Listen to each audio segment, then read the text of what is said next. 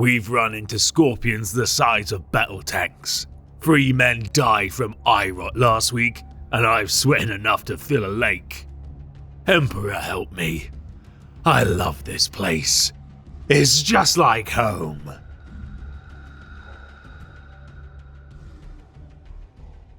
The Katakan Jungle Fighters are a regiment of the Astra Militarum serving during the 41st millennium. Drawn from the world of Katakan, more than any recruitment planet of the Imperium, this harbinger of fell creatures would mold its people into hardy souls. First colonized during the Dark Age of technology, the world of Katakan, at first account, seemed near paradisal due to its lush green flora and bountiful rich soil. Yet underneath the canopies of enormous trees, among the deadliest ecosystems known to man, harbored great predators. Untamable, despite the countless efforts of the Imperium, the survivors of the first expedition of Katakan learned to endure the harsh environments of the jungles, eventually mastering tactics and survival techniques.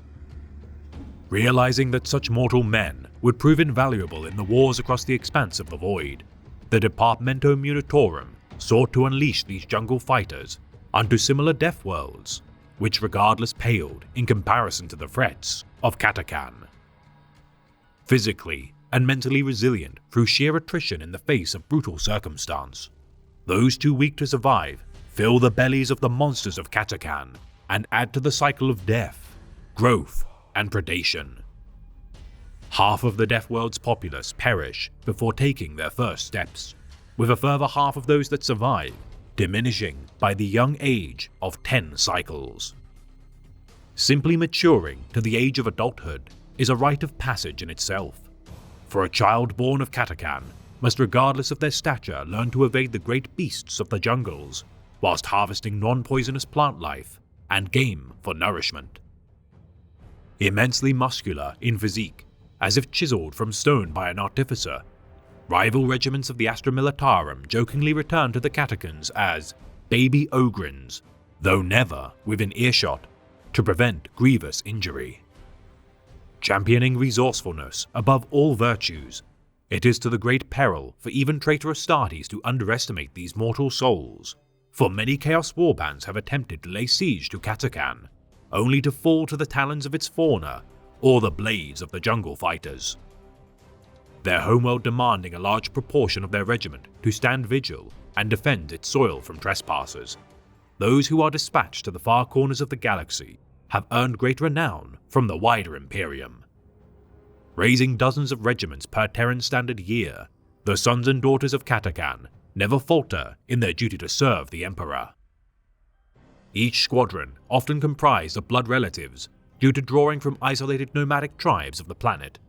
Brothers, sisters, and cousins in arms often serve under the command of their uncles, aunts, and even grandparents on rare occasions.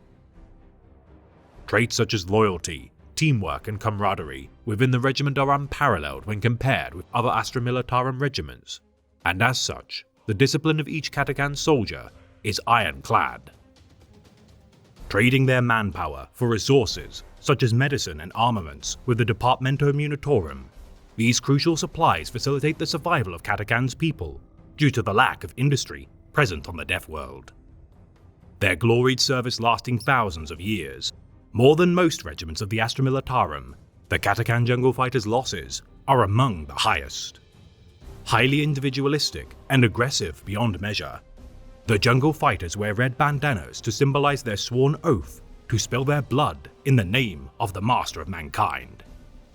Earning Katakan names as a rite of passage, these nicknames attributed by their peers mark each warrior's greatest moment of martial skill or injury. As an example, Colonel Strachan of the Katakan 2nd Green Vipers would forever be known as Iron Hand following his surgery to replace his lost arm with Augmetics, while Strachan's Gunnery Sergeant Harker would be known as Stone Tooth by virtue of his act of crushing a Tyranid Ravener's neck between his biceps.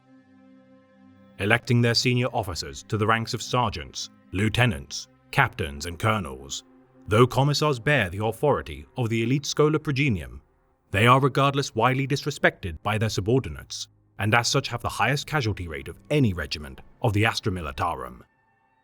Revering their officers as true paragons of their creed, unlike many regiments of the Guard, the commanders of the Jungle Fighters fight side by side with their kin in the thickest of fighting, rather than overseeing battle progress in faraway headquarters or war rooms. Coating their mandated regimental badges with dirt to prevent the reflection of light from their surface, such practices continue despite the chagrin of senior officers of the Astra Militarum. Unwilling to utilize armor due to the risk of dehydration in sweltering hot climates and decreased mobility, the Jungle Fighters utilize flak armor vests only in the extreme. Deploying stummer devices to absorb sound around their movements. With the use of grapnel launchers, the regiment swiftly entrench positions and sniper nests as their advancing waves wade through thick foliage and hazards. Disdainful of more gaudy symbols of military heroism such as medals, filigree, or dress uniforms, high-ranking Jungle Fighters distinguish themselves using tattoos and bearing knives of increasing size and craftsmanship. For warriors fortunate enough to survive a decade of service to the regiment, each shall tattoo dagger iconographies onto their flesh, with skulls symbolizing half a decade of such veterancy. The standard issue Katakan Fang, wielded by the line infantry of the regiment, its sharp edge of 20 inches of steel is revered by all subjects of the Imperium due to its iconic design.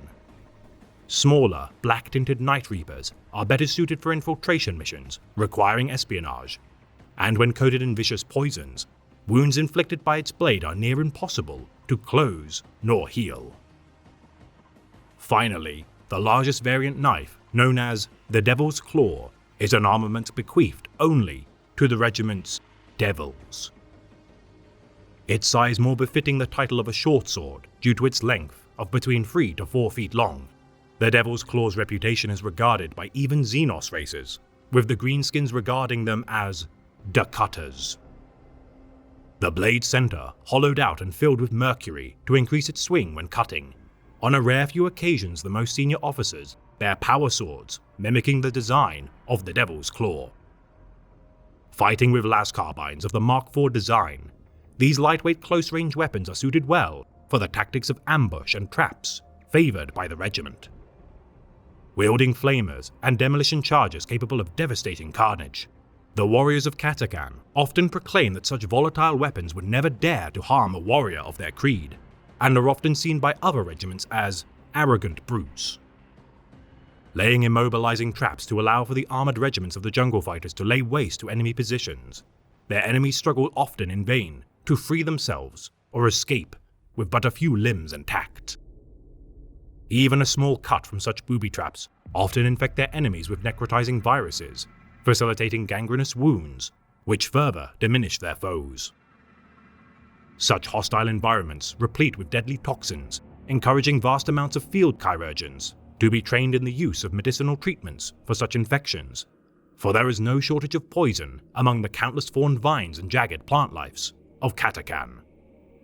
Building devil's gardens concealing plasma charges, spike pits, shredder mines, and even toe poppers under foliage, the wounds incurred from one misstep confound their enemies, and sow chaos among their ranks. Experts at camouflage and guerrilla tactics, the Katakan Jungle Fighters strike fast and disappear before their enemies can locate their positions or enact reprisal. The relentless gauntlet of traps slowing their adversaries. Once harried, it is difficult for would-be foes to combat the Jungle Fighters' positions, as they slip away further and further into more heavily defended and perilous areas. Preferring close-quarters combat, the Jungle Fighters support such maneuvers with sniper fire and suppressing volleys of heavy bolters. For such is their immense strength, each warrior can carry heavy armaments with ease and quickly deploy such entrenched positions. Varying the designs of their traps by virtue of materials available to craft with, the Armageddon Hammerhead excels at area denial, whilst the Necromunda pattern Widowmaker and Jumping Snap excel at anti-personnel encounters. Masters of using trees to conceal self-made traps, lashing branches and devil's maws, though simple in design, are nonetheless incredibly effective at ensnaring the foolhardy or careless. Heroic when pitted against the deadliest encounters, promotions are given only to the most virtuous warriors of the regiment who have proven their martial skill, saving their peers from the clutches of death. Difficult to lead when under the command of outsiders such as commissars or senior military leaders, the officers of Katakan respect few outside their own ranks and are infamously rebellious when led by those they do not respect. Their most fearsome warriors, the Katakan Devil Squads, form the elite of the regiment, each and every soul proven in their methods of hunting, survival, and close quarters engagements. Named after the macro predators of their homeworld, which in turn epitomize their fierce and bloody deeds, each warrior of the Devil's instincts are honed to sense concealed enemies in their midst, even when utilizing cloaking technologies. Experts of raiding missions, the Katakan Devil's mastery of scouting and ambush tactics cause havoc deep within enemy lines. Veteran assault teams are the next most prestigious squad of the regiment and are renowned for their bravery. Carrying excess amounts of frag grenades, flamers, demolition charges and plasma guns, the veteran assault teams lay waste to their enemies with near careless abandon. Veteran snipers are among the finest marksmen of the Imperium and can lay in wait for several days if needed to achieve the perfect shot. Able to conceal their presence with faultless camouflage techniques among the canopies of Katakan, these autonomous killers are almost impossible to detect. Veteran infantry squads form the majority of the regiment's battle lines, and while slightly equipped, are exceedingly effective at combating their foes with sparse heavy weapons and incredible maneuverability. Fire support heavy weapon squads carry the most devastating arsenals of the regiment to bear, yet due to their heft, typically enter the fray at the moment of direst need to relieve their pinned down or besieged kinsmen.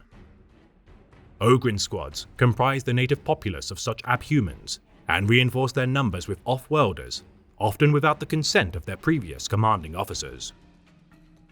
Treasuring their innate values of loyalty, determination, and their imposing size, the Katakans, unlike many regiments, do not look down upon such gentle giants, and instead encourage them to fight at their side in the name of the Emperor.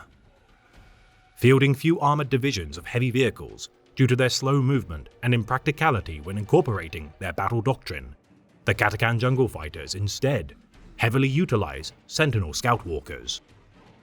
Each Sentinel squad roves the harsh terrain of the battlefield and unleashes purging fire from their heavy flamers as their chainsaws carve through the foliage of Katakan and similar jungle environments. Fitted with extra armor plating and sporting camouflage, the innovative modifications to the Sentinel Walkers are the envy of many a lowly guardsman. Veteran patrols specialize in raiding behind enemy lines, sowing confusion and mayhem before the main assault forces of the regiment bring their strength to bear. Rough Riders of the Katakans charge into battle atop massive reptiles native to their homeworld, and strike fear into the hearts of any unfortunate enough to be in close proximity to their jagged and sharp teeth. And finally, mortar heavy weapon squads rain death from above while settled under the protective canopies of their jungle environs. Containing threats with relentless barrages, the mortar squads relieve forward assault positions of enemy advances and pin down enemy positions for their brethren to swarm. Present during the First, Second, and Third Tyrannic War, Third War for Armageddon, Spinwood Front, and countless other campaigns, the warriors of Katakan have accrued battle honors and esteem to match even the most distinguished regiments of the Guard. Their experience facing the Tyranids among the most effective in countering the Great Devourer, the regiment has also staved off invasion of their homeworld from the Chaos Lord Rallafrax of the 8th Legion. Earning many glories as they embarked from the confines of their homeworld, regiments such as the Green Vipers, Screaming Devils, Swamp Rats, Scorpion Fangs, and Waiting Death continue to harry the enemies of the Imperium. Accustomed to danger from birth, and forever vigilant to the threats posed by their surroundings, it is no exaggeration to state that the jungle fighters of Katakan exist in a perpetual state of peril, with no concept of peace nor sanctuary. Their stature as mortals nevertheless praised throughout the length and breadth of the Imperium as warriors of legend, casting back the tide of darkness with only their vicious blades, cunning, and steely determination.